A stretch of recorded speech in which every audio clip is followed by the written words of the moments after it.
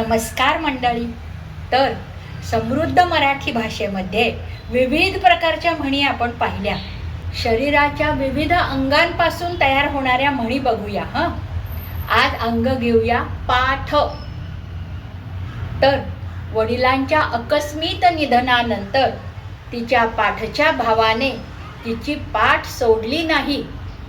अगदी पाठीला पाठ लावून आला होता, पण तिला पाठ दाखवली नाही. उलट पाठीवर हात फिरवत तू फक्त लढ म्हणत राहिला. काही सोयऱ्यांनी पाठीत खंजीर खुपसला, तर काही जवळच्यांनीच पाठीमागे नावं ठेवली.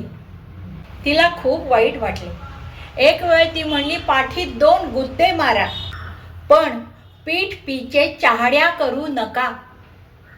आता पाठीला काही डोळे नसतात, पण अशा वेळी पाठीशी उभे राहून पाठीवर शाबासकीची थाप मिळाली की बरे वाटते.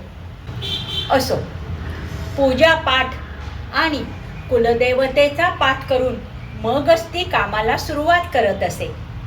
कामगारांच्या पाठीस लागून आणि ध्येयाचा पाठलाग करून तिने आपला धंदा वाढवला.